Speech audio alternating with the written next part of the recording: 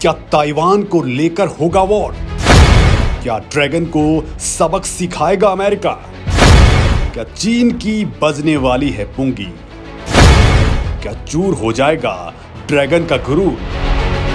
जी हां दोस्तों, ताइवान के द्वीपों को लेकर अमेरिका और चीन अब आमने सामने हैं। अमेरिका ने चीन को दो टूक कह दिया है कि इस बार आर या पार, लेकिन ड्रैगन की भूख कहां शांत होने वाली है। लिहाजा वो ताइवान को लेकर अमेरिका को ही आंखें दिखा रहा है, उसे बता रहा है कि मेरे मामले में टांग मत अड़ाना वरना अंजाम बुरा होगा। तो दोस्तों, आखिर ये पूरा माजरा क्या कुछ है? ताइवान, चीन और अमेरिका के बीच क्या कुछ चल रहा है जो युद्ध की दस्तक सुना रहा है?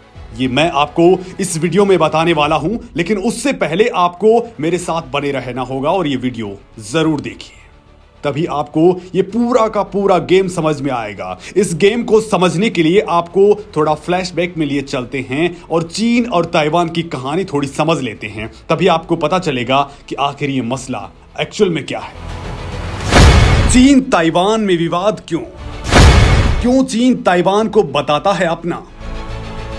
दोस्तों, इन दोनों मुल्कों के बीच अलगाव दूसरे विश्व युद्ध के बाद शुरू हुआ था। दोस्तों, उस वक्त चीन में चीनी कम्युनिस्ट पार्टी की वहां की सत्ताधारी नेशनलिस्ट पार्टी के साथ लड़ाई चल रही थी और 1949 में माओ त्से तुंग के नेतृत्व में चीनी कम्युनिस्ट पार्टी जीत गई और राजधानी बीजिंग पर कब्जा कर लिया। दोस्तों, उसके बाद कुओमिंटांग के लोग चीन से भागकर दक्षिण पश्चिम द्वीप ताइवान पर चले गए। चियांग काई शेक ने ताइवान द्वीप में जाकर अपनी सरकार का गठन किया। उस वक्त कम्युनिस्ट पार्टी के पास मजबूत नौसेना नहीं थी, लिहाजा उन्होंने समुद्र पार कर इस द्वीप पर अधिकार नहीं किया। तब से ताइवान खुद को रिपब्लिक ऑफ चाइना मानता है, लेकिन चीन अभी भी ताइवान को अपना हिस्सा मानता है और उसे अपने साम्राज्य में शामिल करना चाहता है।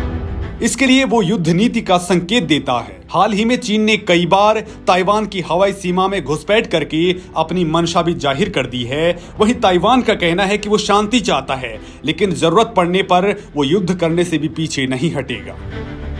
दोस्तों, मैं आपको बता दूं कि चीन के आगे ताइवान की वैसे तो कोई भी साथ नहीं है और अगर दोनों देशों के बीच युद्ध हुआ तो ताइवान की सैन्य ताकत चीन के सामने बौनी साबित होगी।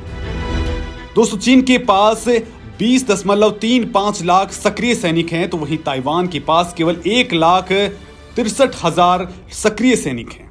बात यदि थल सेना की करें तो चीन के पास में 9,65,000 थल सैनिक हैं, जबकि ताइवान के पास केवल 88,000 हैं। वहीं अगर नौसेना की बात कर ली जाए तो चीन के पास 2,60,000 कर्मी हैं और ताइवान के पास केवल 40,000।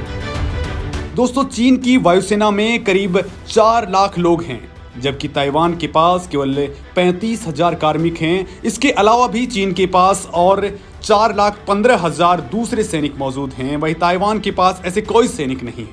ताइवान की इसी कमजोर ताकत को देखते हुए ही हाल ही में अमेरिका और ताइवान के बीच 10 करोड़ अमेरिकी डॉलर की मिसाइल डील हुई है। इस मिसाइल समझौते का उद्देश्य चीन के बढ़ते प्रभाव के मद्देनजर ताइवान की मिसाइल रक्षा प्रणाली को मजबूत करना है। लिहाजा अमेरिका ने आशंका जताई है कि बीजिंग ओलंपिक खत्म होने के बाद चीन ताइवान को लेकर सख्त और आक्रामक रुख अख्तियार कर सकता है, यहां तक कि उस पर हमला भी बोल सकता है। चीनी हमले की इसी आशंका को देखते हुए ताइवान की राष्ट्रपति साई इंग-वेन ने दुनिया भर के देशों से अपील की है। उन्होंने कहा कि अगर चीन ने ताइवान को अपने कब्जे में ले लिया तो इसके बहुत ज्यादा घातक परिणाम होंगे। दुनिया भर के देशों को इस व्यापक खतरे को समझना होगा। उन्होंने कहा कि ताइवान अगर चीन के हाथ में चला गया तो क्षेत्रीय शांति के लिए यह बहुत विनाशकारी साबित होगा। वहीं ताइवान के प्रधानमंत्री सू सेंग चांग ने कहा कि वो शांति चाहते हैं, लेकिन चीन युद्ध के लिए आमादा है। ऐसे में हमें अपनी आत्मरक्षा के लिए जो भी जरूरी लगेगा वो कदम उठाना पड़ेगा। वहीं दोस्तों, ताइवान के रक्षा मंत्री चियो को-चेंग ने भी इस बात को लेकर आशंका जताई है कि चीन ताइवान पर कब्जा कर सकता है। दोस्तों, अब यहाँ सवाल ये उठता है कि आखिर क्यों चीन ताइवान को अपनी सीमा में शामिल करना चाहता है? उसके पीछे की वजह है ताइवान की अर्थव्यवस्था, वहां के उद्योग। दोस्तों, दुनिया में इलेक्ट्रॉनिक गैजेट्स जैसे फोन, लैपटॉप, घड़ियां और गेमिंग उपकरणों में जो चिप लगते हैं वो ज्यादातर चिप इसी ताइवान में बनते हैं। साल 2021 में दुनिया का चिप उद्योग करीब $100 अरब का था और इस पर ताइवान का एक तरफा दबदबा है। यदि ताइवान पर चीन का कब्जा हो गया तो दुनिया के इतने बड़े उद्योग पर चीन का कंट्रोल हो जाएगा। दोस्तों, ताइवान को लेकर चीन की विस्तारवादी नीति के बारे में अभी आपको और बताऊंगा। ये भी बताऊंगा कि वो कौन से द्वीप हैं जिनको लेकर अमेरिका और चीन आमने सामने हैं। लेकिन उससे पहले आपको ताइवान और भारत के संबंध के बारे में भी थोड़ी इंफॉर्मेशन दे देता हूं। दोस्तों, जहां तक भारत के साथ ताइवान के संबंधों की बात है तो आपको बता दूं कि भारत ने ताइवान के साथ कोई औपचारिक राजनयिक संबंध स्थापित नहीं किए हैं। बावजूद इसके दोनों देशों के बीच आर्थिक संबंध बहुत ज्यादा मजबूत हैं। साल 1990 के दशक में जब भारत ने लुक ईस्ट पॉलिसी की शुरुआत की थी तो भारत और ताइवान के संबंधों में भी बढ़ोतरी देखने को मिली थी। साथ ही धीरे धीरे वीजा प्रतिबंधों में भी छूट दी जाने लगी। दोस्तों, साल 1995 में दोनों देशों ने एक दूसरे की राजधानियों में अपने प्रतिनिधि कार्यालय स्थापित किए और बीते 2 दशकों में भारत ताइवान संबंधों में काफी बढ़ोतरी देखी गई है। जहां साल 2000 में भारत और ताइवान के बीच कुल $1 बिलियन का व्यापार हुआ करता था, वहीं ये अब $10 बिलियन के पार पहुंच चुका है। दोस्तों, चीन ने हमेशा से ही ताइवान संबंधों को लेकर भारत को वार्निंग देने का काम किया है। उसका मानना है कि चीन के साथ राजनयिक संबंध स्थापित करने वाले सभी देशों को एक चीन नीति की सख्ती से पालना करनी होगी। लेकिन भारत ने चीन की इस धमकी को दरकिनार करते हुए ताइवान से संबंधों को बढ़ाने की हमेशा से ही वकालत की है। भारत के इस सहयोग के लिए जहां ताइवान एक स्वतंत्र राष्ट्र के रूप में अपनी पहचान को और मजबूत करने की कोशिश कर रहा है, तो वहीं भारत इसके जरिए दक्षिण चीन सागर में तेल और खनिज की खोज कर रहा है। दोस्तों, चीन को सबक सिखाने के लिए भारत ताइवान को ब्रह्मोस सुपरसोनिक क्रूज मिसाइल भी दे सकता है, जिसके लिए ताइवान लंबे वक्त से भारत से डिमांड कर रहा है। भारत के दृष्टिकोण से यह बिल्कुल ठीक भी साबित होगा, क्योंकि ताइवान को मजबूत करके वो ड्रैगन पर नकेल कर सकता है। इसके साथ ही भारत को ताइवान के आर्थिक, सामाजिक और सांस्कृतिक संबंध स्थापित करने में एक चीन नीति को एक बाधा के रूप में देखना बंद करना होगा, क्योंकि दूसरे देशों को नसीहत देने वाला चीन खुद इसका पालन नहीं करता है। एक तरफ तो वो भारत को और उसके ताइवान संबंधों को आगे नहीं बढ़ने देने की चेतावनी देता है, तो वहीं दूसरी ओर पाक अधिकृत कश्मीर में भारत की सारी चिंताओं को दरकिनार करते हुए आर्थिक गलियारे का निर्माण कर रहा है। दोस्तों, इसलिए भारत को भी समझना पड़ेगा कि ताइवान को मान्यता दे और उसकी सैन्य ताकत को मजबूत करे, क्योंकि चीन के साथ जैसे कि तेसा नीति अपनाना बहुत ठीक साबित होगा। और दोस्तों, अब मैं आपको बताता हूं कि चीन और अमेरिका के बीच ताइवान को लेकर ये जुबानी जंग क्यों चल रही है और क्यों युद्ध की संभावनाएं बढ़ती जा रही हैं। साथ ही मैं आपको बता देता हूं कि चीन की उस हैकड़ी के बारे में जो उसने अमेरिका को दिखाई है। ताइवान के 2 द्वीपों पर चीन की नजर, अमेरिका कर रहा चीन के मंसूबों को नाकाम। दोस्तों, शीत युद्ध के शुरुआती चरण में अमेरिका और चीन के बीच दक्षिण चीन सागर में मौजूद 2 द्वीपों को लेकर विवाद हो गया था। 1955 और 1958 में इन द्वीपों को लेकर तनाव इतना बढ़ गया था कि अमेरिका और चीन युद्ध को तैयार हो गए थे। क्यूमोय और मात्सु नाम के ये दोनों द्वीप चीन के काफी नजदीक हैं, लेकिन इन पर कंट्रोल ताइवान का है। 1955 में तो चीन ने ताइवान नियंत्रित इन द्वीपों पर कब्जे को लेकर भारी बमबारी भी की थी, जिसके जवाब में अमेरिका ने परमाणु हथियारों के इस्तेमाल की धमकी देकर चीन को पीछे धकेल दिया था। लेकिन आज के हालात बदले हुए हैं।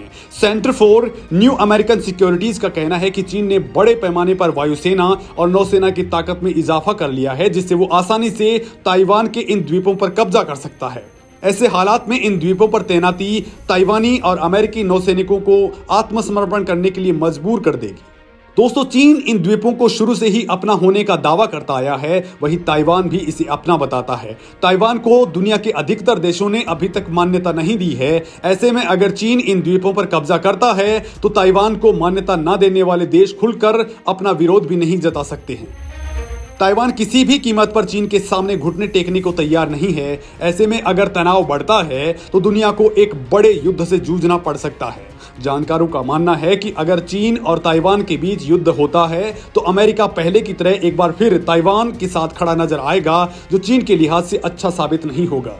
इसलिए चीन ने अमेरिका को धमकी दी है कि अगर उसने ताइवान की आजादी का समर्थन किया तो दोनों महाशक्तियों के बीच सैन्य संघर्ष हो सकता है। उधर चीन की इस धमकी पर अमेरिका के रक्षा मंत्रालय पेंटागन ने कहा है कि वो अभी भी एक चीन की नीति और अमेरिका ताइवान संबंध कानून पर कायम है और ताइवान को उसकी रक्षा करने के लिए जरूरी साजो सामान मुहैया कराता रहेगा। साथ ही अगर ताइवान पर जबरन कब्जा करने की कोशिश की गई तो उसका भी करारा जवाब दिया जाएगा। यानी दोस्तों, एक तरफ रूस और यूक्रेन के बीच संघर्ष चल रहा है, तो वहीं दोस्तों चीन भी ताइवान के साथ तनाव का फायदा उठाकर चीन इस पे कब्जा कर सकता है। वहीं दोस्तों, जहां तक भारत की बात है तो ताइवान के साथ अपने संबंधों को भारत लगातार मजबूत करता जा रहा है और मोदी के शासन में यह तेजी से बढ़ा है। चीन के साथ भारत सीमा विवाद में उलझा हुआ है और ड्रैगन पर नकेल कसने के लिए तमाम तरह की कोशिशें की जा रही हैं। पीएम मोदी अपनी कूटनीति के तहत अब कुछ ऐसा करने की कोशिश कर रहे हैं कि चीन की हेकड़ी निकल जाए। चीन के विरोध के बावजूद भारत ताइवान के साथ खड़े नजर आ रहा है, उसका समर्थन कर रहा है। उसके साथ ही आर्थिक और राजनीतिक संबंध भी तेजी से बढ़ाए जा रहे हैं, जिससे ड्रैगन पर दबाव बनता जा रहा है और उसकी मान में ही उसे कैद किया जा पा रहा है। दोस्तों, इस मामले में आप क्या कुछ सोचते हैं, मुझे जरूर बताएं।